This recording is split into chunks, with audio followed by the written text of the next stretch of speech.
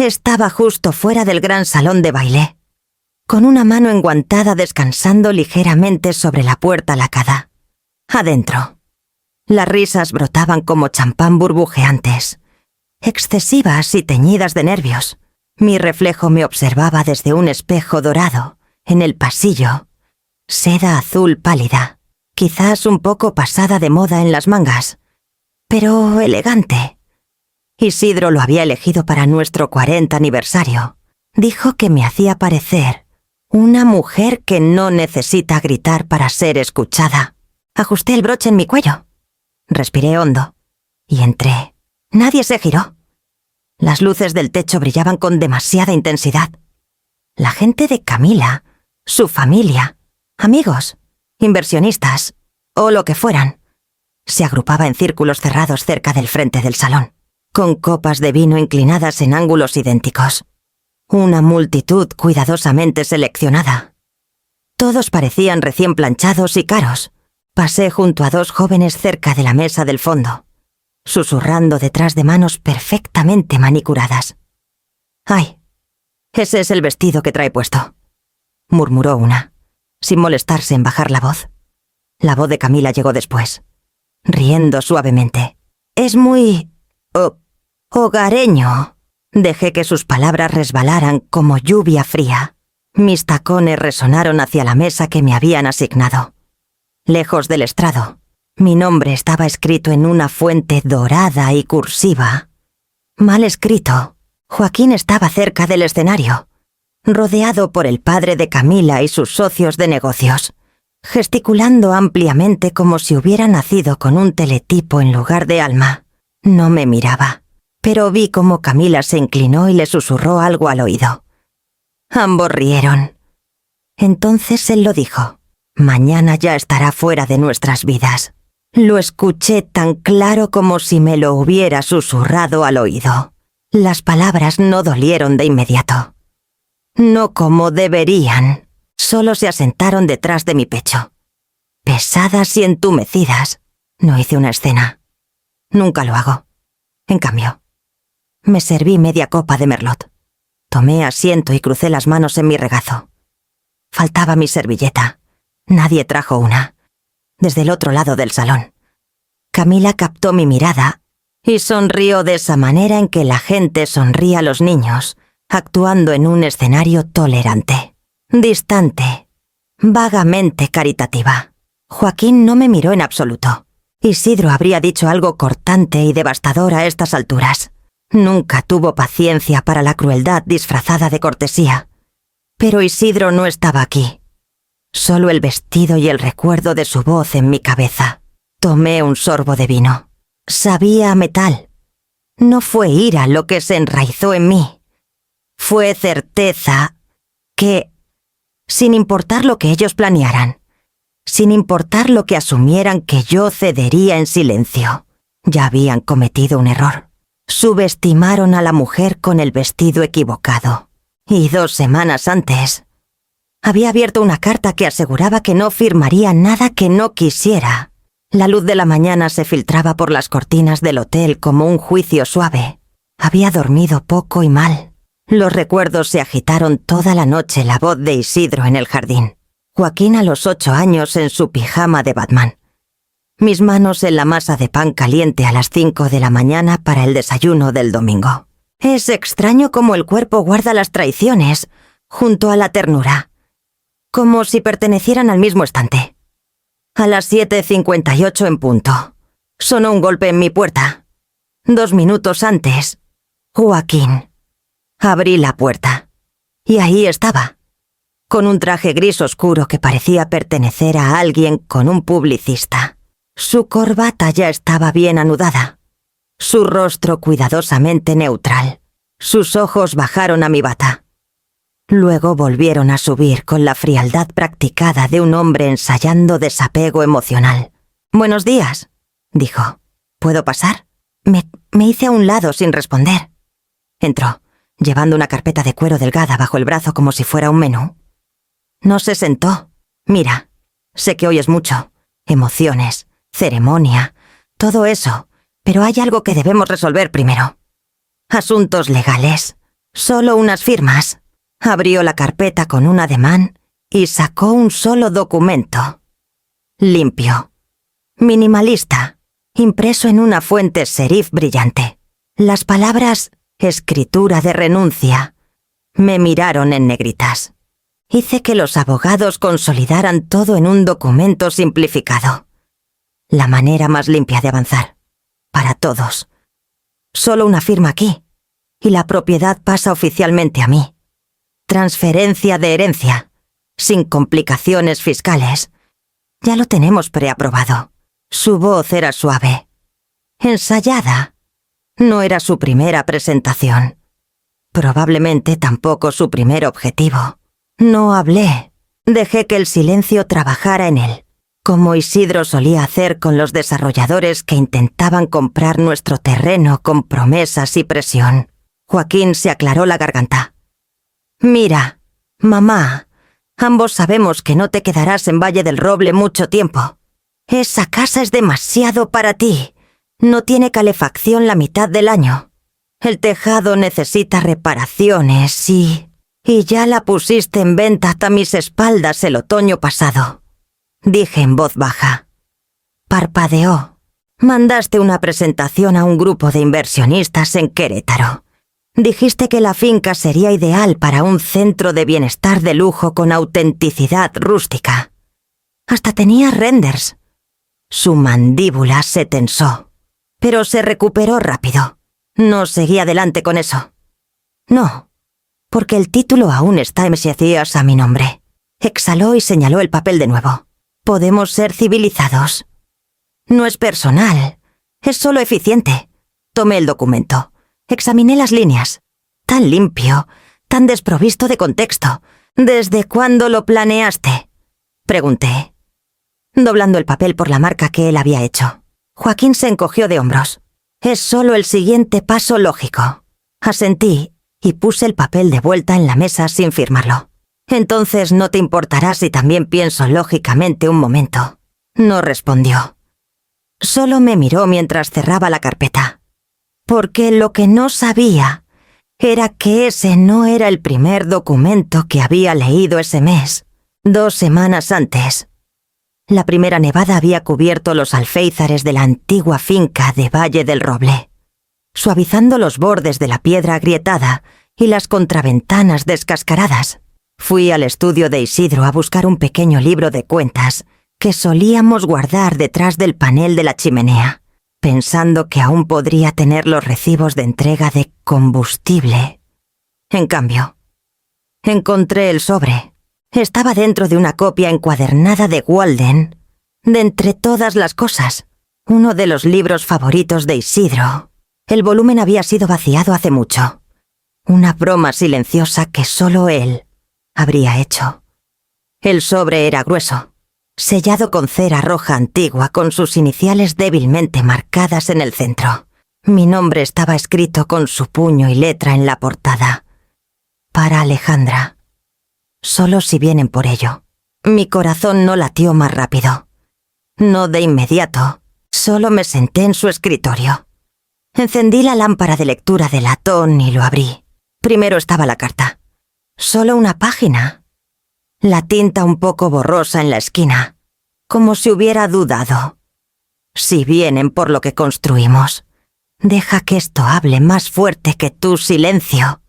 Siempre lideraste con gracia, Alejandra, pero la gracia no significa rendición. Este documento reemplaza los términos anteriores y elimina cualquier heredero contingente. Todos los derechos regresan a ti. No pueden tocarlo a menos que tú se lo entregues. No lo hagas, Isidro. Cerré los ojos un momento. Nunca discutimos este escenario en voz alta, pero sabía exactamente cuándo debió haberlo escrito después de la tercera visita de Joaquín ese año, cuando recorrió la propiedad como un extraño y se refirió al pasto del este como espacio para desarrollo. Desplegué el segundo documento, una enmienda oficial al fideicomiso de Valle del Roble. Atestiguada, notariada y perfectamente legal. Eliminaba a Joaquín como beneficiario contingente. Si yo fallecía, la propiedad pasaría directamente a una organización sin fines de lucro de conservación que Isidro alguna vez presidió. A menos que yo hubiera nombrado a alguien más antes, él me había dejado el poder únicamente a mí. A Isidro nunca le gustaron los planes de contingencia. Creía en la claridad. Pasé mis dedos por el borde del papel, como si fuera su mano en lugar de pergamino.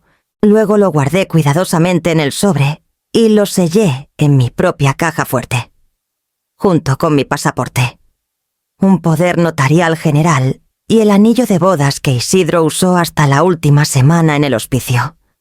La casa crujió sobre mí. La nieve se deslizó desde los aleros afuera. Supe entonces que algo venía. No solo una boda, no solo miradas incómodas y exclusión, un robo. Y esta vez no estaría desprevenida. Así que cuando Joaquín me entregó su escritura cuidadosamente impresa 2 semanas después, toda estrategia pulida y confianza, yo ya tenía un documento propio listo para firmar. Y ya sabía a quién llamaría para ayudarme a ejecutarlo. Habían pasado 5 años desde la última vez que vi a Esteban Vargas en persona, pero aún recordaba el camino de tierra sinuoso que llevaban a su cabaña más allá de Cañada Verde. Isidro siempre decía que Esteban no se jubiló. Solo trasladó sus conferencias al bosque donde los árboles no lo interrumpían. Llamé antes de partir. «Por supuesto», contestó al segundo timbre con un gruñido. Finalmente lista para ganarle a esos pillos en su propio juego. Alejandra no había explicado aún. De alguna manera, ya lo sabía. El trayecto desde la finca hasta los bosques de Valle del Roble tomó poco menos de 2 horas. Llevé el sobre en el bolsillo de mi abrigo, apretado contra mi pecho como un segundo latido. También llevé panecillos de limón, sus favoritos, y el único soborno que necesitaría. Esteban abrió la puerta antes de que tocara, más alto de lo que recordaba, aunque tal vez era la forma en que enderezaba la columna, como si estuviera listo para un juicio. Su cabello gris estaba más largo ahora, peinado hacia atrás como un profesor envejecido de una novela rusa, y su camisa de franela estaba abotonada, despareja. Pero sus ojos no habían cambiado. Seguían brillantes, seguían afilados. No me preguntó por qué había venido. Solo asintió una vez y me llevó a la mesa de la cocina. Nos sentamos. Le entregué el sobre. Desplegó la enmienda. La leyó despacio. Luego, otra vez, sus labios se curvaron en las esquinas mientras alcanzaba sus gafas de lectura. No habló por un rato, dejando que el lenguaje se asentara entre nosotros como un eco antiguo de un tribunal. «Esto está limpio», dijo al fin. Isidro no dejó mucho espacio para malinterpretaciones. Nunca le gustaron los vacíos legales, ni los parásitos, masculló Esteban. No respondí. Golpeó el papel. «Entonces, eres la única fiduciaria, sin poder compartido, plena discreción. Puedes venderlo, donarlo, ponerle una cerca y dejar que se pudra si quieres». Asentí. «No quiero venganza, Esteban». «No», dijo. «Pero quieres que recuerden quién lo construyó». Sacó su vieja carpeta de cuero, la misma que usaba durante su tiempo en la Facultad de Derecho de la UNAM. Dentro había listas amarillentas, diagramas de fideicomisos y una pluma que parecía más vieja que Joaquín. «¿Tienes un comprador en mente? Tal vez, pero primero, quiero protegerlo. Quiero una cláusula de activación. Si Joaquín, o alguien afiliado a él, intenta disputar o reclamar la finca, quiero que todo se transfiera inmediatamente a la Fundación Siempre Verde». Me miró. «¿Y estás segura de eso?» «No hay vuelta atrás». «Estoy segura». Asintió una vez y comenzó a redactar.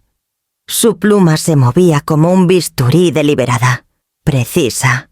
Vi cómo el lenguaje tomaba forma cláusulas de salvaguarda, umbrales de conflicto, términos de testigos, en 30 minutos. Esteban había construido una fortaleza invisible que ningún encanto o bluff legal podría cruzar. ¿Y si vendes? Preguntó. Quiero que sea para alguien que no lo vea como inventario. Su pluma se detuvo. ¿Conoces a alguien así, dudé? Sí, dije finalmente. Se llama Xiomara Flores. Solía ser una de mis alumnas. Ahora dirige programas de vivienda transitoria para mujeres mayores. Está buscando un sitio en el noreste. Esteban sonrió por primera vez. Eso es poético. Dejé 2 copias con él, una para archivar, otra para resguardar. Prometió estar listo, en caso de que algo se acelerara, mientras conducía de regreso a la finca. Los árboles desnudos se arqueaban sobre mí como testigos. Las carreteras estaban vacías. El crepúsculo se acercaba. Para cuando llegué al desvío de grava hacia mi casa, sabía exactamente cómo respondería al próximo sobre que deslizaran por la mesa. La gran finca Marbella era el tipo de lugar diseñado para impresionar a quienes ya se creían superiores. Escalones de mármol reluciente. Una fila de autos de lujo negros en el ballet. Fuentes de champán en el vestíbulo, cada rincón parecía susurrar. No perteneces aquí a menos que tu nombre esté grabado en granito. El mío no lo estaba. El acomodador parpadeó 2 veces antes de encontrar mi nombre en la lista de invitados. Ah, sí, señora Alejandra. Está en la sección C, 3ª fila. La sección C resultó ser un eufemismo elegante para la parte trasera. Nuestra familia había sido discretamente relegada al margen del jardín de la ceremonia. Más allá del pasillo central, bajo la sombra de un árbol de tulipán que bloqueaba la mitad de la vista del altar, mi prima Elena, que había manejado desde San Miguel, se inclinó para susurrar. ¿Sabías que ni siquiera estamos en el programa impreso? Le di una sonrisa tensa. Estamos aquí por Liliana, dije. Liliana era la sobrina de Isidro. Me había trenzado el cabello cuando Joaquín tenía 5 años. Lloró cuando Isidro falleció. No quería venir, pero sabía que no debía dejarme sola. La familia del novio, la familia de Camila, ocupaba las primeras 4 filas. Vestidos de diseñador, trajes a medida y suficientes diamantes para causar un destello solar. Vi a la madre de Camila liderando la conversación cerca del arco de rosas blancas. Alta, suavizada por botox y absolutamente encantada consigo misma. «Oh, sí», dijo a un grupo de invitados vestidos de dorado. Camila y Joaquín convertirán ese viejo lugar de Valle del Roble en un retiro de bienestar muy exclusivo. Ya tenemos al arquitecto contratado. Se llama Dieter. Solo Dieter.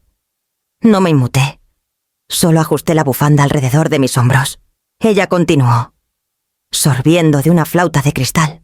Es una victoria para todos. La propiedad estaba ahí, juntando polvo. Y ahora será. Bueno, la visión de Camila es muy boutique.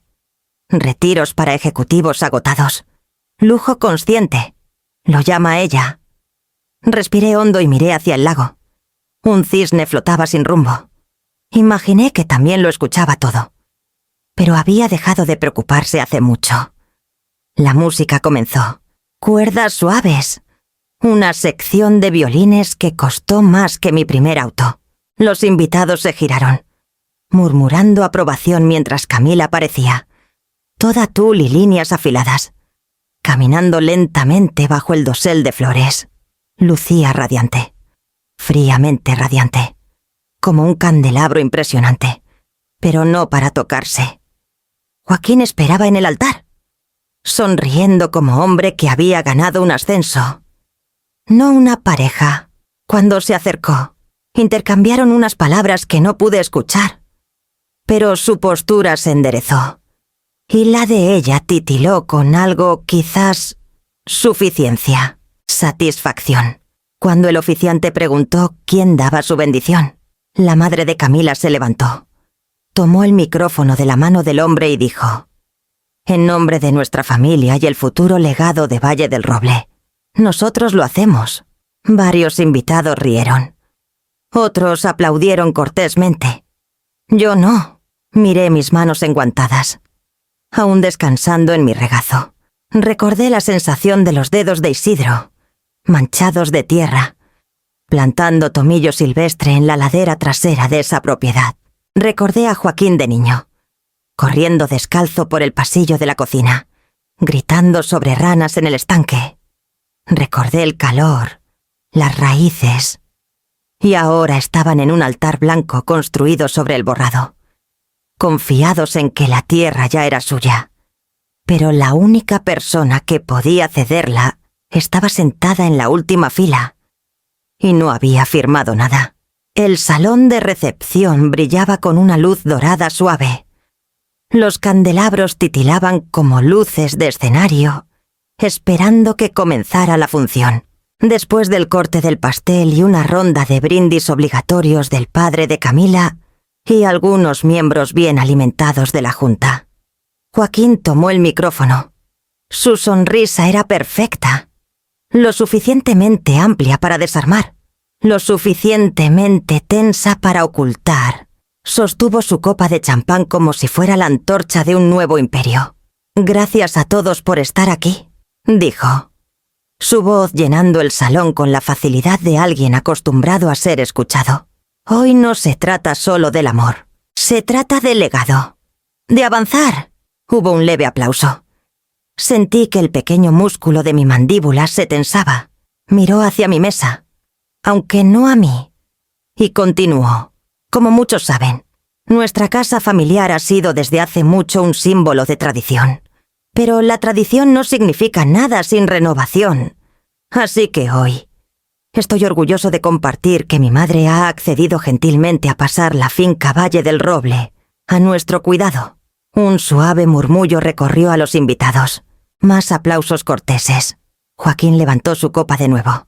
«Es un regalo, un gesto de fe, y uno que permite a Camila y a mí comenzar a construir un futuro basado en propósito y bienestar». Sentí que todas las miradas comenzaban a girar hacia mí. Algunas curiosas, algunas presumidas, algunas simplemente inconscientes de que estaban viendo a una mujer siendo desmantelada en tiempo real. «Y», agregó Joaquín, bajando del estrado, «lo hemos hecho oficial». «Por supuesto». Caminó hacia un pequeño podio junto al arco floral, donde esperaba un documento, sujeto a un soporte plateado. Una pluma negra brillante descansaba encima. «Mamá», llamó, cálido y suave, «nos harías el honor». El salón se silenció. Me levanté. No por obediencia, ni siquiera por ira. Caminé hacia ese podio con el paso firme de una mujer que había enterrado a su esposo, criado a un hijo, defendido una biblioteca de recortes presupuestarios y una vez ahuyentó a un oso de su huerto de tomates con solo una escoba. Al llegar al soporte, Joaquín me sonrió como político. Le devolví una sonrisa tenue. Manos enguantadas, firmes. Miré el papel, otra escritura de renuncia. Esta vez impresa en papel crema grueso con bordes grabados. Teatro. Tomé la pluma y luego metí la mano en mi bolso. Saqué un sobre propio, silenciosamente, sin alarde. Puse su documento debajo del mío y firmé no el suyo, el mío, solo una firma. Nada dramático. Solo tinta en papel y el último suspiro de un puente ya en llamas. Devolví la pluma al podio, doblé la página con cuidado y la guardé en mi bolso. Los aplausos ya comenzaban. No sabían que había firmado, pero lo sabrían, y aún tenía algo más que decir. Con un micrófono propio, los aplausos crecieron a mi alrededor como una ola que me negué a cabalgar. Joaquín sonrió a la multitud, absorbiendo su admiración como si acabara de resolver el hambre mundial, en lugar de intentar públicamente presionar a su propia madre. Ni siquiera había mirado el papel. No necesitaba hacerlo. En su mente, el resultado ya estaba asegurado. Retrocedí del podio y caminé, sin prisa, hacia mi asiento. Sentí las miradas sobre mí, pero ninguna me veía realmente. Era solo una mujer mayor cumpliendo con su deber, pasando la estafeta a la siguiente generación. ¡Qué elegante! Debieron pensar. ¡Qué bien sabe cuál es su lugar! Esteban se habría reído de eso. Dentro de mi bolso, junto a la pluma que Joaquín tan gentilmente ofreció, estaba el verdadero documento, nuestro documento. Llevaba un encabezado simple: sin adornos, autorización del fideicomisario para vender bienes inmuebles, Finca Valle del Roble, México. Debajo, mi nombre completo y el de Esteban, listado como ejecutor legal. La venta ya estaba en marcha. Mi firma hoy, con la confirmación de un notario la noche anterior. Había activado la cláusula de transferencia. La propiedad estaría fuera de mis manos en 72 horas, y a kilómetros del alcance de Joaquín. Él acababa de brindar por un futuro construido sobre tierra robada, y yo acababa de quitarle el suelo bajo sus pies. Mientras el cuarteto de cuerdas reanudaba su música y los invitados comenzaban a moverse hacia la pista de baile, me quedé quieta, con las manos cruzadas sobre mi regazo. La madre de Camila pasó junto a mí sin mirarme, aún disfrutando del brillo de la elevación de su hija. La escuché decir: «Es maravilloso que Alejandra finalmente lo dejara ir. Esa casa era demasiado para ella». Las palabras rodaron de su lengua como un elogio, pero lo que quiso decir fue: se rindió. Como se esperaba. Joaquín finalmente se acercó a mí, copa de vino en mano. «Gracias», dijo. «Hiciste lo correcto». No lo corregí. Camila y yo pensamos empezar las renovaciones este otoño. Desmantelar todo el segundo piso, abrirlo. No lo reconocerás cuando esté terminado. Lo miré. Dudo que lo haga. Lo tomó como un cumplido. Me dio una palmadita en el hombro como un sacerdote ofreciendo perdón. Luego se giró para saludar a un inversionista cerca del bar, en algún lugar fuera de este salón. Esteban ya estaba organizando la transferencia. La compradora, Xiomara Flores, estaba finalizando la diligencia debida. Los documentos de la organización sin fines de lucro estaban listos. Había tomado mi decisión días atrás. Todo lo que hizo hoy fue hacerlo oficial. Joaquín podía disfrutar de su victoria imaginada por ahora, que tuviera el reflector, que bebiera su champán y encantara a todos durante la noche. Por la mañana, despertaría el sonido de cristales rompiéndose bajo la superficie, no destrozados aún, pero frágiles y debilitándose. Y aún tenía un papel más que desempeñar antes de que cayera el telón. Un brindis, una última ofrenda, una última verdad. Era hora del micrófono. Me entregaron el micrófono como si esperaran algo ligero y olvidable. Unas palabras cálidas, una anécdota nostálgica, tal vez una broma amable sobre la infancia de Joaquín, seguida de una bendición para los recién casados. Podía verlo escrito en sus sonrisas esperanzadas. No lo hagas incómodo. Sé elegante, sé pequeña. Me paré al borde de la mesa principal, el micrófono en la mano. El salón zumbando detrás de mí con cubiertos y murmullos. La banda se silenció. Joaquín levantó su copa de nuevo y me dio un rápido asentimiento expectante. No lo devolví. Respiré hondo, no para reunir valor. Ya tenía suficiente de eso. Solo quería que el salón estuviera lo suficientemente silencioso para que nadie pudiera fingir que no había escuchado. «Mi nombre», dije, «es Alejandra Morales». Algunas personas aplaudieron automáticamente, inseguras de por qué. Y soy la madre de Joaquín. Supongo que este es el momento en que ofrezco algo de sabiduría sobre el amor, la familia o el secreto de un matrimonio largo. Pero no haré eso. Risas, nerviosas y frágiles. No sonreí. En cambio, quiero contarles lo que me dijeron esta mañana. Me entregaron un papel y me dijeron, muy amablemente, por supuesto, que era una carga. ¿Y qué sería mejor, para todos, si firmaba algo y me iba? Algunas cabezas se giraron. Camila se tensó en su asiento. Joaquín parecía congelado a mitad de un sorbo. Me dijeron que mi presencia, mi hogar, mi historia, mi nombre, ya no formaban parte del futuro que están construyendo. Me pidieron que desapareciera con gracia, porque eso es lo que se espera de las cargas. El salón había dejado de respirar. Pero las cargas, dije, mi voz firme, no construyen hogares, no trabajan en un segundo empleo para pagar clases de violín, no sostienen tejados durante tormentas, ni cocinan a pesar del dolor, ni cosen ojales a medianoche antes de una feria de ciencias. Mis ojos encontraron los de Joaquín, y los sostuve. No crían hijos que las olvidan, crían hijos que eligen hacerlo. Una larga pausa. Nadie se movió. Nadie alcanzó una copa. No vine aquí a causar problemas, dije finalmente, pero tampoco vine a ser borrada.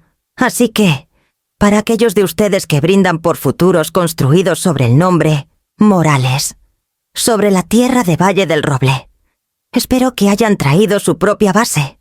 Devolví el micrófono a la coordinadora, que parecía desear poder esconderse bajo los manteles. El silencio se prolongó tanto que el violinista perdió su entrada. No importó. Regresé a mi mesa. Nadie me detuvo. Nadie aplaudió. La madre de Camila susurraba furiosamente en su teléfono. Joaquín aún no se había movido. Doblé mi servilleta cuidadosamente sobre mi regazo y tomé un sorbo lento de agua. Afuera. El cielo comenzaba a oscurecerse sobre el puerto de Veracruz.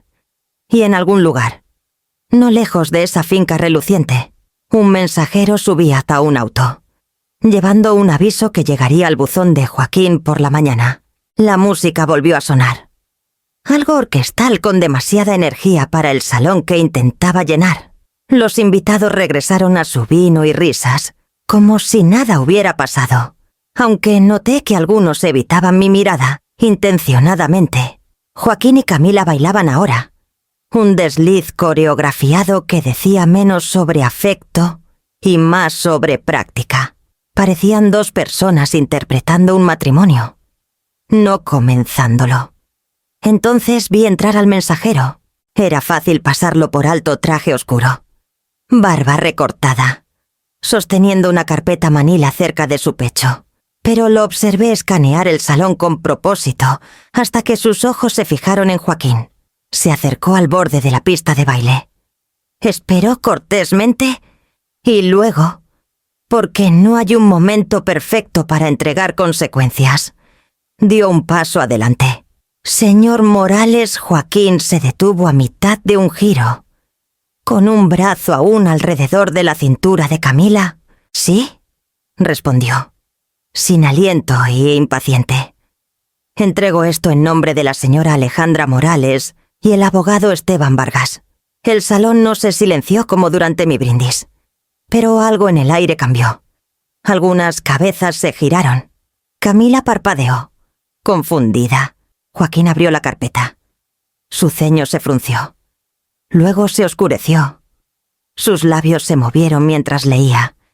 Y para el segundo párrafo, el color comenzó a desvanecerse de su rostro. «Desalojo», murmuró. «¿Qué demonios es esto?» Camila alcanzó el papel, escaneando las líneas en negritas. «Efectivo de inmediato», leyó en voz alta. «Ya no se le considera residente o inquilino de la finca Valle del Roble, ya que la propiedad ha sido transferida legalmente al comprador registrado». Se detuvo. Xiomara Flores. Mi nombre ni siquiera estaba en la segunda página. No necesitaba estarlo. Joaquín se giró hacia mí entonces, con los ojos abiertos y frenéticos. Permanecí sentada, con las manos cruzadas tranquilamente en mi regazo. No ofrecí ninguna sonrisa esta vez, solo presencia. Abrió la boca, pero no salieron palabras. El mensajero asintió una vez. Se giró y salió tan silenciosamente como había llegado. Me levanté y salí del salón sin ceremonia. Pasé por la mesa del champán, el cuarteto de cuerdas, el maître que me dio un leve asentimiento de respeto, Salí a la noche fresca y respiré aire libre de perfumes y privilegios. Esteban me había enviado un mensaje antes esa noche, ejecutado. Transferencia completa. Flores firma mañana por la mañana. Bien hecho. Ale... Xiomara Flores. No la veía desde hacía 20 años. No desde que era una estudiante de primer año nerviosa en la pequeña Universidad de Artes Liberales, donde yo enseñaba historia. Ya era inteligente entonces. Demasiado para el mundo del que venía. Y no del todo lista para el que estaba entrando. Solía quedarse después de clases, preguntando sobre movimientos de reforma agraria y reparaciones históricas. Una vez le dije que el cambio real no ocurría en discursos, sino en documentos que nadie lee hasta que es demasiado tarde. Aparentemente, lo recordaba. Mañana tomaría posesión de la finca Valle del Roble, y lo que Joaquín había presumido como su futuro se convertiría en la base de alguien más por completo. Regresé al salón a tiempo para el postre. Nadie dijo mucho cuando volví a mi asiento, aunque la florista detrás de mí susurró algo que sonó vagamente a respeto. El champán aún estaba frío, y me serví una copa fresca. Al otro lado del salón, Joaquín y Camila estaban atrapados en una conversación congelada. Desde donde estaba, aún no podía escuchar las palabras, pero podía ver la tensión en su postura, el agarre de nudillos blancos que tenía sobre el aviso de desalojo, ahora visiblemente arrugado en sus manos manicuradas. Entonces la música se detuvo de nuevo.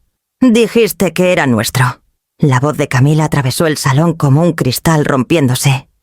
«Lo prometiste. Joaquín, dijiste que tu madre era vieja y pasiva y nunca te enfrentaría por esto». Sacudió el papel en su cara. «Mi nombre ya está en los planos de diseño. Les dije a mis inversionistas que empezamos la obra este otoño. Los invitados se congelaron a mitad de un bocado, con tenedores suspendidos en el aire. Algunos intentaron fingir que no habían escuchado, pero el silencio era demasiado fuerte para eso». Joaquín me miró brevemente. Solo un destello, como un niño atrapado en una mentira buscando al padre al que ya no puede manipular. Levanté mi copa en reconocimiento, pero no dije nada.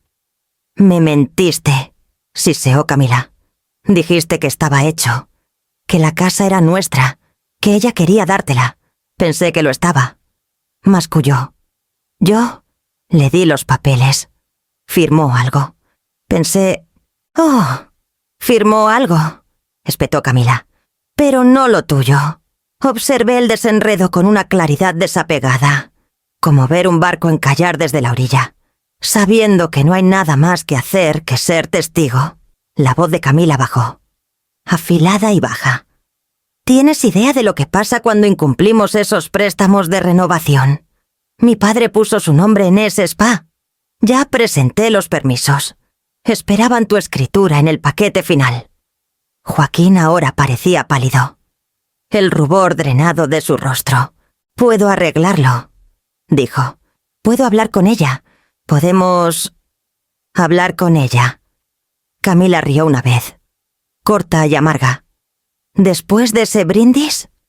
¿Después de ese aviso?» Abrió la boca de nuevo, pero ella se dio la vuelta, los tacones resonando mientras marchaba hacia la salida. Tomé un sorbo de mi champán. Brut, fresco, muy seco. La banda reanudó su música, torpemente y medio compás demasiado pronto. Algunos invitados se levantaron y se excusaron, ofreciendo felicitaciones murmuradas que sonaban más a condolencias. El fotógrafo dudó junto a la mesa del pastel, inseguro de si capturar lo que parecía más un aftermath que una celebración. Me levanté de mi silla, alisando la línea de mi abrigo. Joaquín estaba solo en la pista de baile, con las manos inertes a los lados. No la siguió. No esperaba que lo hiciera. Lo dejé ahí, justo donde estaba, entre la promesa de un futuro y la verdad de lo que había construido. Y salí silenciosamente al aire nocturno. donde algo completamente diferente ya estaba comenzando. Esteban sirvió 2 tazas de café negro de su termo antiguo y deslizó una hacia mí por la mesa de la hacienda. La luz temprana de Valle del Roble se filtraba por la ventana, atrapando el polvo en el aire como hilos dorados. Ya había despejado una esquina de la mesa para documentos, pero hoy no traje ninguno. Solo palabras. «¿Vas a intentarlo?», dije simplemente. Esteban removió azúcar en su taza. «Por supuesto que sí. Ese chico nació pensando que el mundo le debía sus muebles». «No estoy preocupada», respondí, porque Isidro no era solo un hombre de sentimientos, era un hombre de sistemas. Esteban levantó la vista ante eso. Saqué una fotocopia del acuerdo original del fideicomiso de la mesa, gastada en los bordes. Luego pasé al cuarto anexo, la parte que Isidro había añadido el invierno antes de que su salud comenzara a fallar. Cláusula 17b, dije. La llamó su red de seguridad. Esteban ajustó sus gafas y se inclinó para leer.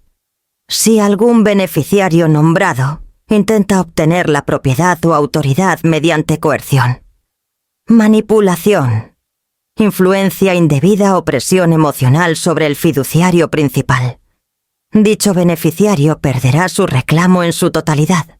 La finca pasará entonces al administrador alternativo, nombrado a continuación. Exhaló con fuerza. Eso es hermético. Isidro siempre decía, no siempre puedes predecir el carácter, pero puedes escribir para él. Esteban asintió lentamente. Y el administrador alternativo, yo, hasta mi muerte. Luego, el Consejo de la Fundación de Preservación. La tierra queda protegida.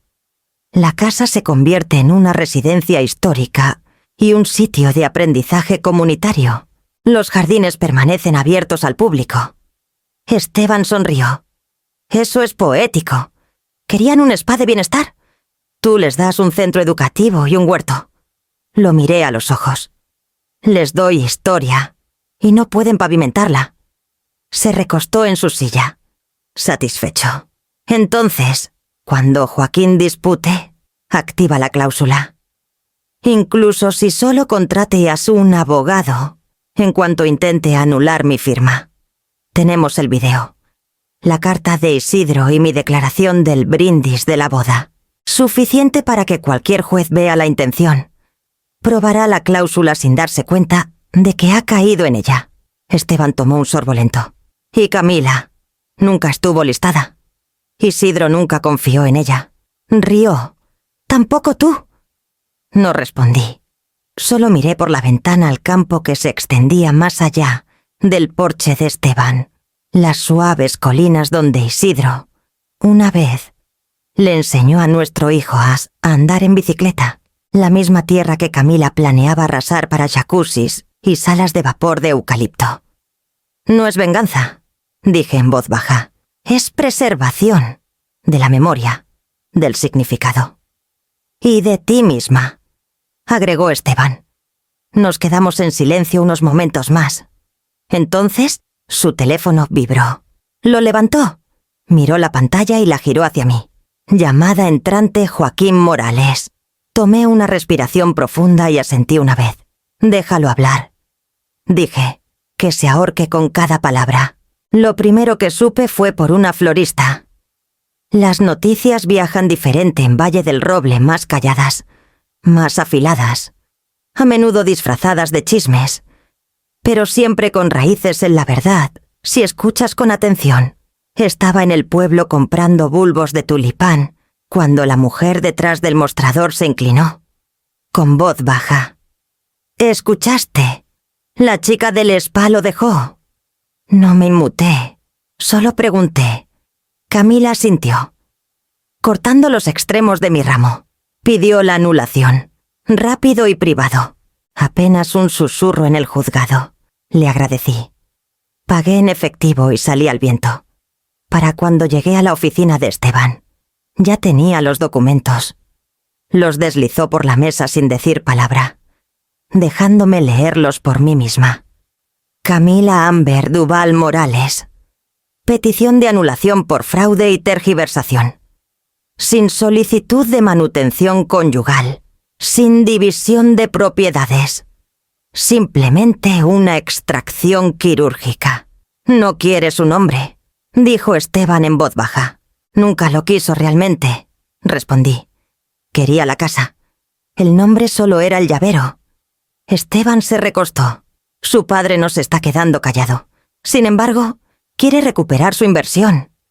Imagino que sí. 100.000 pesos, continuó Esteban, depositados a través de una LLC secundaria vinculada a la marca de Bienestar de Camila. Ya había presentado permisos con la ciudad. Doblé la copia por la mitad y la puse de vuelta en la mesa. Eso no es mi preocupación, ni la tuya. Pero Joaquín intentará suplicar, luego amenazar, luego negociar. Que pase por las etapas. No tomó mucho tiempo. Para la noche, recibí una llamada. No de Joaquín, sino de un número que no reconocí. Dejé que sonara hasta el buzón de voz. Luego otra. Luego un mensaje de texto. Mamá, por favor, necesitamos hablar. Nosotros. Elección interesante de pronombre. Considerando que Camila ya había revertido su apellido en redes sociales y eliminado cada foto de su boda. Esteban me contó después que Joaquín apareció en su oficina sin previo aviso. Exigió ver el fideicomiso. Golpeó el escritorio con el puño. Lloró. En un momento. Ya fuera por arrepentimiento o estrategia. No podíamos decirlo. Esteban, con la paciencia de un profesor experimentado, simplemente señaló la cláusula 17b y dijo: ya te descalificaste a ti mismo.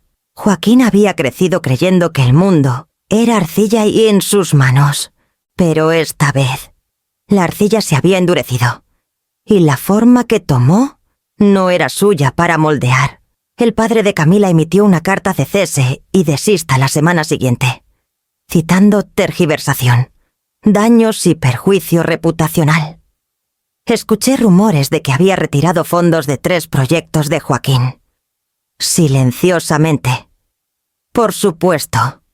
Al estilo de Valle del Roble. Observé desde Valle del Roble, donde la nieve acababa de comenzar a derretirse. Los brotes de crocus empujaban a través de la tierra. Una capa fresca de pintura secaba en el revestimiento del viejo granero. Xiomara había comenzado a convertir la cochera en una sala de lectura.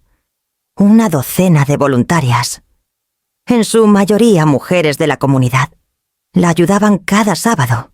Trabajaba con risas, no con taladros, y por las noches caminaba por el perímetro con los viejos binoculares de Isidro, notando los nidos de búhos, la quietud del lago, el aire limpio en el que mi hijo alguna vez jugó antes de olvidar lo que le dio. No extrañaba la ciudad, ni el ruido, ni la desesperación disfrazada de ambición.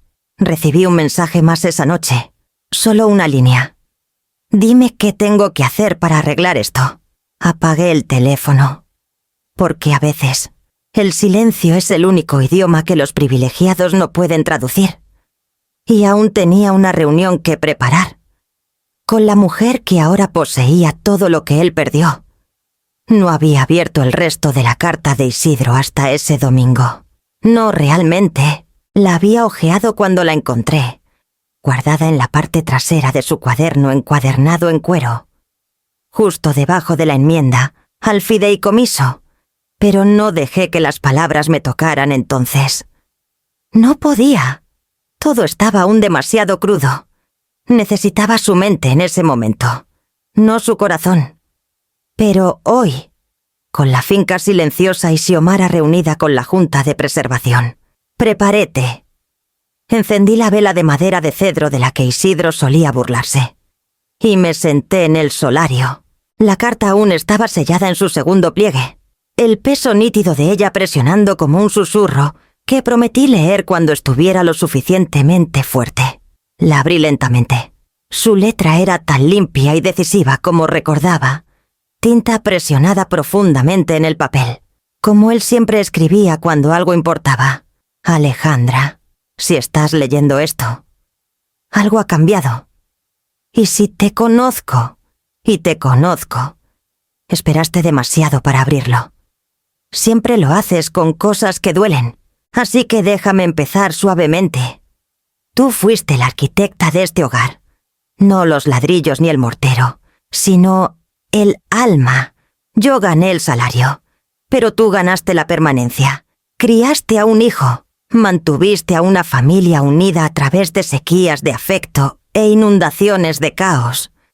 Perdonaste más de lo que merecía y nos enseñaste la gracia sin pedir agradecimientos. Hice una pausa. La comisura de mi labio tembló. Pero seguí leyendo. Si estás leyendo esto, tal vez esa gracia ha sido enfrentada con traición. No puedo evitarlo, pero puedo prepararme para ello.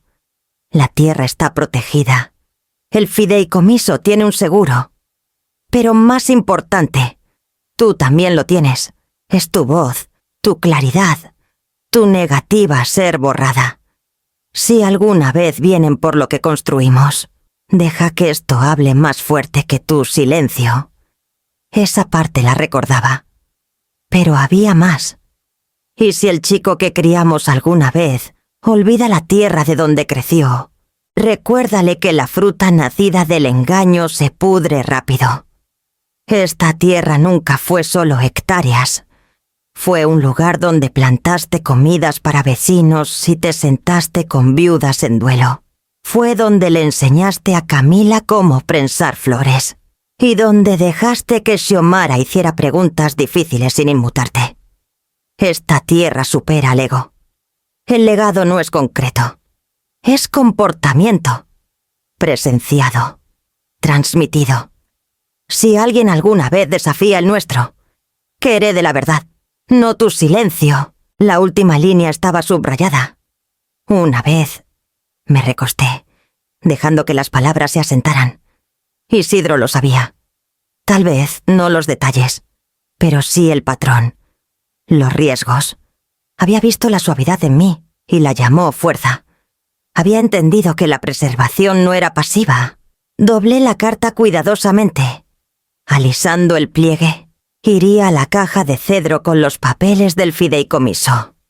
No enterrada, no escondida. Algún día pasaría a Xiomara o a quien viniera después. La justicia no siempre era un tribunal. A veces era papel. A veces una frontera trazada con pluma y valor. Y a veces era una voz. Aún hablando. Incluso después de que el hombre se había ido, me levanté. Vertí el resto del té en el fregadero y salí. El huerto detrás de la casa había comenzado a brotar. Y bajo esos árboles, plantados hace décadas, la tierra ya recordaba a quién pertenecía. El cheque ya estaba extendido. 500.000 pesos, extraídos de la cuenta de venta de Valle del Roble. Esteban había revisado el marco legal 2 veces. El título estaba claro. La compradora comprometida, y ya no le debía explicaciones a nadie. Aún así, hice una pausa antes de enviar la transferencia final. No por duda, sino por lo que esto significaba, por lo que este lugar podía convertirse, la Fundación Fuego del Hogar.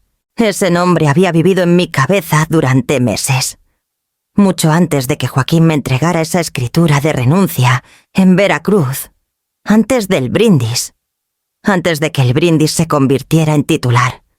Era la palabra hogar la que persistía. Un fuego que sigue ardiendo. Un centro donde la gente se reúne. No porque deba, sino porque guarda calor. Porque lo sostiene. Había conocido a demasiadas mujeres como yo, en rincones silenciosos en bibliotecas, comedores comunitarios, grupos de duelo, viudas, madres, cuidadoras descartadas en el momento en que su utilidad se desvanecía. Mujeres cuyos nombres habían sido escritos en escrituras de propiedades y luego borrados silenciosamente. No siempre con malicia. A veces solo convenientemente. Quería ofrecerles algo. No lástima, no consejos, espacio. Así que compré la propiedad vecina. una hacienda que alguna vez perteneció al mentor de Isidro, el doctor Tellez. El lugar había estado vacío durante 4 años. Las tejas se hundían, el porche era un recuerdo. Pero los cimientos eran buenos. La luz aún tocaba los mismos azulejos de la cocina que lo había hecho durante un siglo. Las renovaciones comenzarían en primavera. Habría 6 habitaciones para huéspedes arriba, cada una con su propia llave, su propia vista por la ventana y, lo más importante, su propio cerrojo. Abajo habría una cocina comunitaria, una sala de lectura y lo que Xiomara insistió en llamar el estudio, donde las residentes podrían pintar, coser, escribir o simplemente sentarse en silencio sin que nadie les preguntara qué hay de cena. No sería un albergue. No sería clínico. Sería hogar, otra vez. Para quienes lo tuvieron y lo perdieron. Para quienes construyeron muchos, pero nunca se les permitió vivir dentro de ellos. El día que me reuní con el Consejo de Preservación para formalizar el estatus fiscal de la fundación, la secretaria, una mujer llamada Renata con trenzas plateadas y gafas afiladas, me entregó el documento sellado y dijo: «Sabes, no hay muchas cosas en este mundo hechas con despecho que florezcan. Pero esto se siente como algo más». Le dije que no era despecho, era corrección. Y lo dije en serio, cuando el gerente del banco llamó para confirmar la transferencia. Di mi aprobación verbal y no dije nada más. Sin ceremonia, sin vuelta de victoria. Solo una corriente redirigida. Esa noche, Xiomara pasó por la hacienda. Caminamos juntas por ella. Botas sobre tablas viejas. Respirando polvo y ambición. Pasó su mano por la repisa de la chimenea y sonrió. Se siente como un buen lugar para un segundo comienzo. Dijo: «O un primero». Respondí. Asintió. Nos quedamos un rato junto a la puerta trasera, mirando hacia el huerto entre las 2 propiedades. Los árboles habían comenzado a hincharse con flores, tempranas y ansiosas. «¿Crees que vendrán?», preguntó suavemente. «Ya lo están haciendo», dije. «Recibimos 6 cartas esta semana, 2 de mujeres de Valle del Roble, una desde tan lejos como Oaxaca. La voz corre». «Bien», susurró. Se giró hacia la cocina, donde habíamos comenzado a dibujar planos en papel de estraza y pegarlos en las paredes. Y me quedé un momento más bajo las viejas vigas, sintiéndome no solo útil, sino enraizada. El mismo lugar del que intentaron empujarme se había convertido en el suelo para algo que nadie podría demoler. Y por la mañana conocería a la primera huésped que cruzaría esa puerta principal con una bolsa de ropa doblada y nada más. Todo comenzó como una conversación con Teresa Vargas, la esposa de Esteban. Llegó con un cuaderno de cuero gastado, una pluma más vieja que mi matrimonio y una mirada en los ojos que me decía que esto no era curiosidad ociosa. Había estado escribiendo perfiles para la Gaceta de Valle del Roble durante años, principalmente dueños de negocios locales, artistas, algún veterano de guerra. Pero este era diferente. Se sirvió una taza, luego una para mí, y dijo: «Quiero contar tu historia. No estoy segura de que sea solo mía para contar», respondí. «Pero es tuya», contrarrestó. «Y no necesito nombres. Necesito verdad». Dudé, no por miedo a ser vista.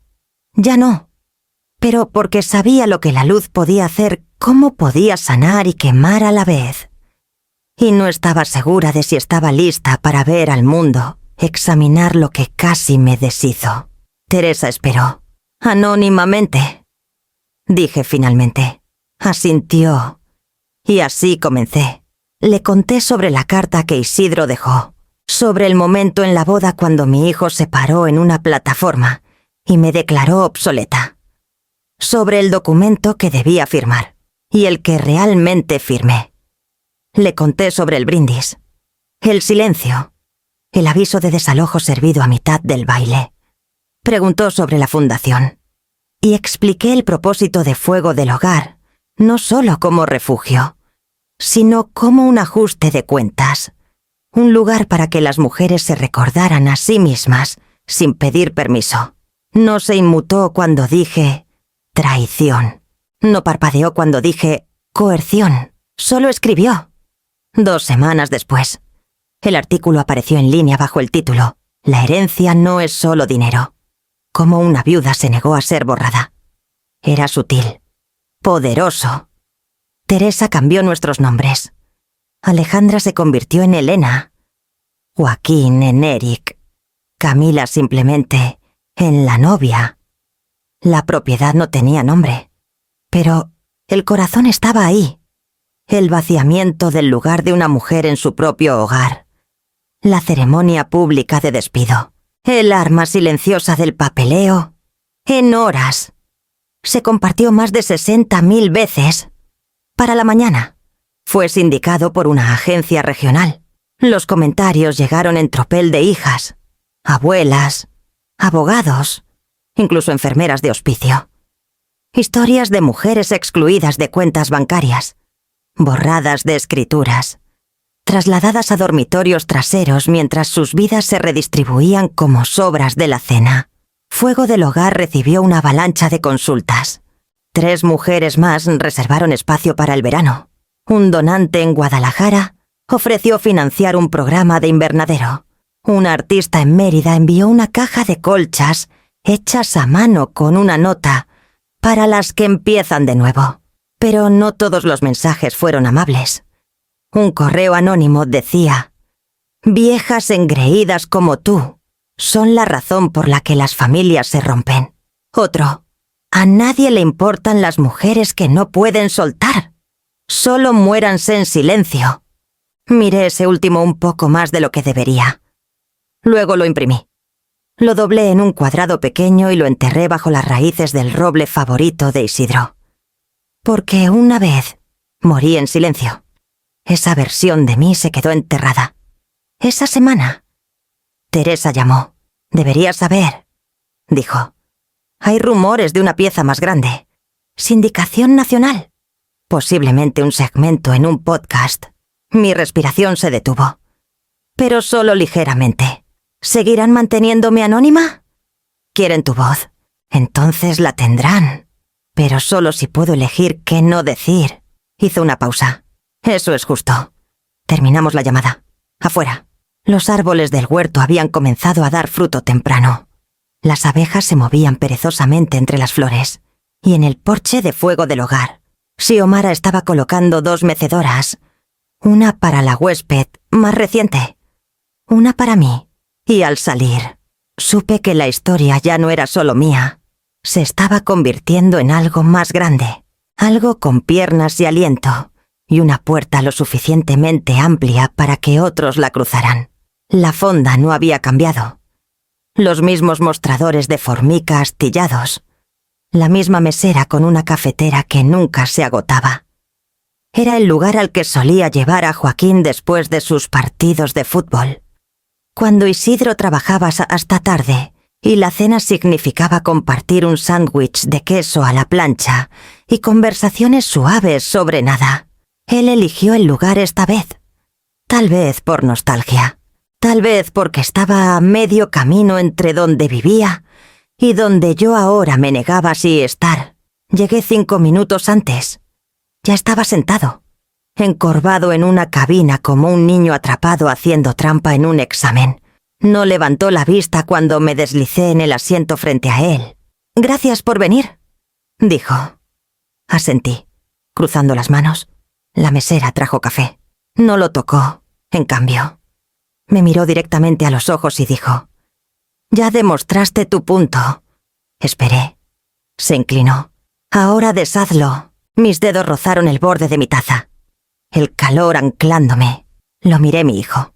Adulto, más delgado de lo que recordaba, aún afilado en la boca, pero apagado en los ojos. Su traje era más caro que cualquier cosa que Isidro hubiera usado. Y aún así, colgaba suelto en el cuello, como si el peso de sus decisiones comenzara a jalar. No demostré un punto, dije suavemente. Reclamé mi lugar. Me humillaste, espetó, con voz apenas por encima de un susurro, frente a la familia de Camila, frente a todos. Tú mismo te humillaste, respondí, con calma. Yo solo no te protegí del espejo. Miró hacia otro lado, hacia la ventana, al tráfico o las nubes o cualquier cosa menos yo. Lo perdí todo, murmuró. No, dije, tú lo diste todo, Joaquín, pedazo por pedazo, por promesas que nunca te incluyeron, y cuando te dijeron que no podías tallar un futuro de mis huesos. Lo llamaste traición. No habló. Metí la mano en mi bolso y saqué un pequeño sobre, sellado, sin marcar. Lo puse entre nosotros. Miró. ¿Qué es eso? Una copia de la carta de tu padre, dije, la que dejó para mí, la que nunca leíste, porque estabas demasiado ocupado intentando reescribir la historia. Dudó. Luego lo tomó, lentamente, como si pudiera morderlo. No me debes nada, agregué. Pero pensé que tal vez, si aún eres capaz de escuchar, podrías oír algo en su voz que te negaste a escuchar. En la mía, metió el sobre en su abrigo. Sin gracias, sin comentario. No estoy buscando perdón, masculló. Bien, dije, porque no lo estoy ofreciendo. Se estremeció. Solo un destello, pero real. Sin embargo, continué. Estoy dispuesta a dejar la puerta abierta, no al pasado. Eso está cerrado. Pero a cualquier pedazo de decencia que encuentres después. Su garganta trabajó, las palabras atrapadas detrás del orgullo. La mesera volvió a llenar mi taza. Él negó con la cabeza. Cuando se fue, me levanté, Joaquín, dije. Pasaste años asumiendo que las personas que te querían siempre estarían detrás de ti, sin importar cuántas líneas cruzaras. Pero el amor no significa permitir. A veces significa alejarse y dejarte reconstruir con tus propias manos. Miró la mesa. Lo dejé ahí, en esa cabina, con su café enfriándose y las palabras de su padre sin abrir en el bolsillo de su abrigo. Afuera, el viento había arreciado. Pero no me heló. Porque por primera vez en años. No estaba esperando ser vista. Ya estaba caminando hacia adelante, hacia algo real. No esperaba que el silencio se sintiera tan limpio. La casa de Valle del Roble nunca fue exactamente ruidosa, pero siempre respiraba. El crujido del suelo cerca de la despensa, el zumbido suave del radiador en invierno, el tic-tac delicado del viejo reloj de pared de Isidro. Todo silenciado ahora. Caminé descalza por las habitaciones por última vez, dejando que mis talones tocaran el grano de la madera como solía hacerlo cuando Joaquín era pequeño, enseñándole a escuchar una casa. La mayoría de los muebles ya no estaban. Lo que quedaba había sido dejado por elección, no por obligación. La mecedora junto a la ventana, el taburete de la cocina donde a Isidro le gustaba pulir manzanas, el jarrón azul con el pequeño desconchado que nadie más notaba. Me moví lentamente, mi mano rozando la pared mientras pasaba por la cocina. El estudio, el pasillo con las marcas de lápiz aún débilmente visibles, la altura de Joaquín, a los 6. Luego 7. Luego 10. Insistía en escribir su nombre cada vez con letras torcidas. Nunca las pinté. En la habitación de arriba, abrí el cajón junto a la cama y saqué el diario que había pasado las últimas 2 semanas escribiendo. No era largo, solo suficientes páginas para guardar la memoria de esta casa de una manera que las fotos nunca podrían. La primera página decía: lo que fue este lugar, por Alejandra Morales. No lo escribí para mí. No realmente. Lo escribí para Xiomara, Quería que entendiera el suelo bajo sus planes.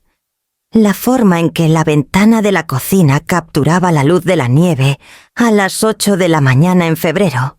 El lugar bajo el arce frontal donde Isidro enterró su primera caja de herramientas después de que se oxidara sin remedio. La razón por la que siempre mantuve Menta cerca del porche trasero.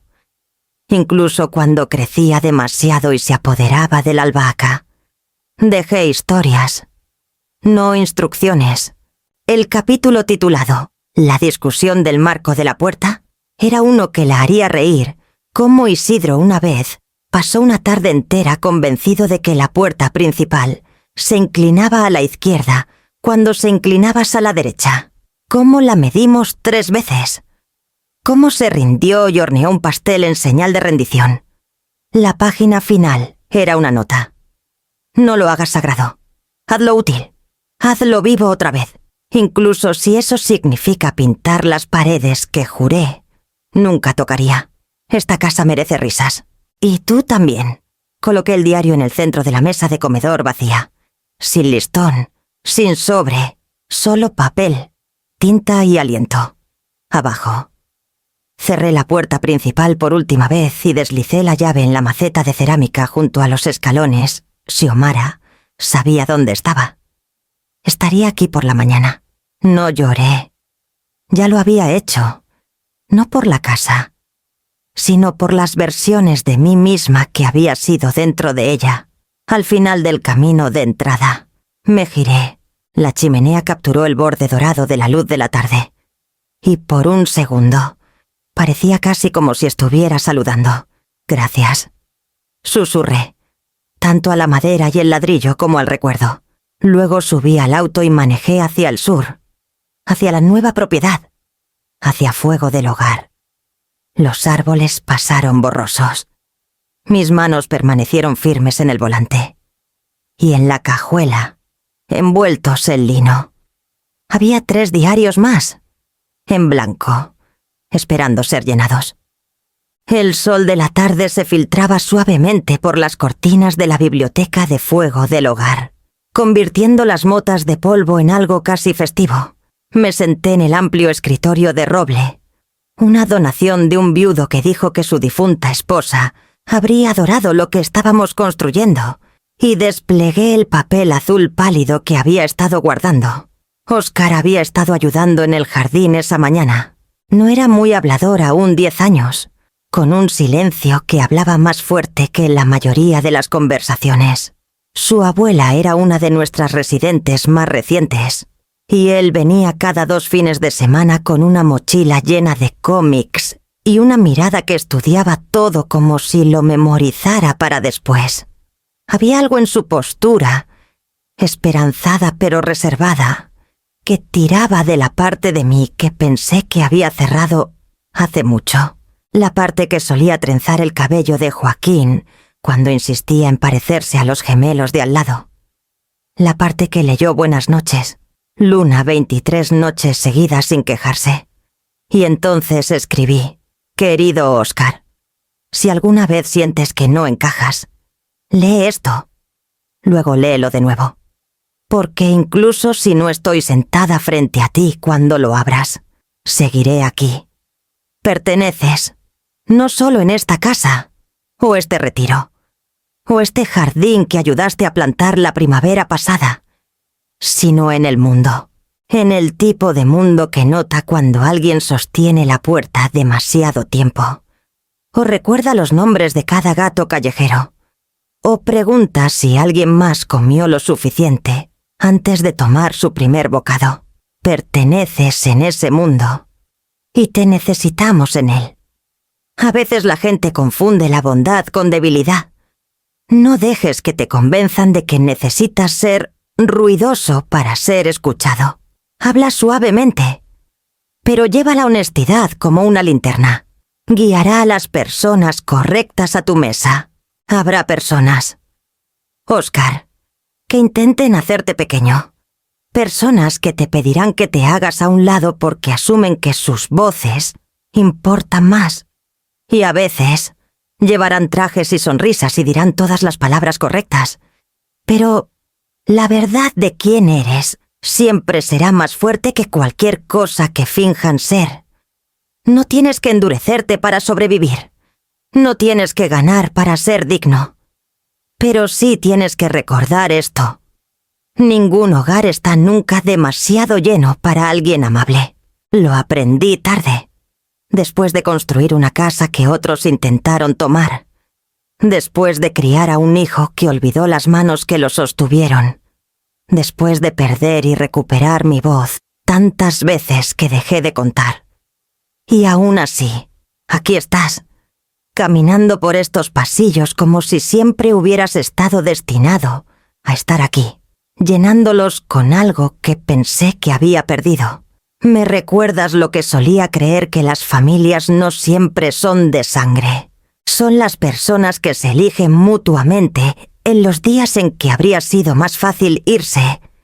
Entonces, si alguna vez encuentras esta carta años después, guardada dentro de un libro o detrás de un cajón, espero que aún se sienta verdadera. Y espero que sigas siendo el tipo de persona que deja espacio para alguien más en la mesa. Con todo mi corazón. Alejandra, doblé la carta cuidadosamente y la deslicé en el lomo hueco de un diccionario que nadie revisaba nunca. Webster's 1957. Pesado como un ladrillo y igual de sólido. Oscar lo encontraría algún día. O tal vez alguien como él. Ese era el punto. No todo acto de maternidad termina en lazos de sangre o reclamo legal.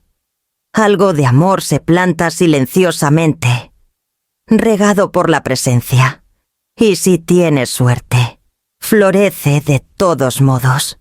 La estación en Morelia estaba más silenciosa de lo que esperaba para un lunes. Los trenes siseaban y se asentaban como animales cansados, y las pocas voces en el andén se fundían en el suave clan de las ruedas y los anuncios. Solo tenía una maleta y un bolso de lona lleno de cartas, borradores de diarios y fotos sueltas que no tuve corazón para tirar. Cuando llegó el tren hacia el oeste, subí sin dudar. Asiento de clase turista. Vista por la ventana. Suficiente luz para leer. Suficiente movimiento para recordar que iba hacia alguna parte. Frente a mí estaba sentada una mujer con rizos plateados y un chal morado profundo. Su rostro era suave por la edad, pero sus ojos eran agudos. Miró mi bolso, luego el delgado anillo dorado que aún llevaba en el dedo. ¿Viajas sola?, preguntó suavemente. Sin malicia, sonreí. Sola no, inclinó la cabeza. Llevo historias, dije, cruzando las manos en mi regazo. Eso nunca es estar sola. Asintió, satisfecha, y miró por la ventana. No hablamos de nuevo por un rato, pero su presencia me recordaba a todas las mujeres que había conocido en el último año, las silenciosas, las que estaban reconstruyendo, las que aprendían a caminar sin disculparse. El tren comenzó a moverse, y Morelia pasó borrosa por la ventana. También el pasado. Al menos las partes que ya no necesitaban seguirme. Oaxaca me esperaba. Fuego del hogar oeste. Xiomara y yo habíamos hablado de ello a menudo en los últimos meses. Una segunda ubicación, enclavada en un valle que ella había explorado antes. Espacio para más mujeres. Una oportunidad para construir algo duradero. No estaba empezando de nuevo. No exactamente. Estaba plantando una rama de un árbol que se negaba a morir. En una parada, una madre joven y un niño subieron. El niño me recordaba a Joaquín a los 5 años, cómo solía presionar su rostro contra el cristal solo para ver su reflejo tambalearse con el mundo. Este niño hacía lo mismo. Lo observé en silencio. Mi pecho dolía de una manera que ya no punzaba. Solo zumbaba. Algunas partes de la maternidad nunca te abandonan. La mujer frente a mí eventualmente se quedó dormida. Con la cabeza balanceándose con el vaivén del tren, saqué una pluma y comencé a garabatear ideas en la parte trasera de un recibo nuevos talleres. Kits de bienvenida. Una lista de poemas que alguien había sugerido para la sala de lectura. Cada pocos kilómetros. Veía el destello de mi propio reflejo en la ventana. No más joven. No más vieja. Tampoco. Solo más clara. Cuando el revisor pasó y revisó mi boleto, dijo: Oaxaca. Es un camino largo. Asentí. Sí, pero del tipo bueno. Y mientras el tren avanzaba hacia el oeste, pasando por campos, ríos y pueblos silenciosos, sentí que algo dentro de mí se asentaba. No como una puerta que se cierra, sino como un libro con más páginas aún por escribir. El tren acababa de cruzar a Michoacán, cuando mi teléfono vibró. Casi no lo revisé. Algo en el movimiento del paisaje afuera me había calmado en la quietud. Pero el nombre en la pantalla me hizo pausar. Lena. Fuego del hogar. Valle del Roble. Abrí el mensaje. Solo una foto. Sin texto.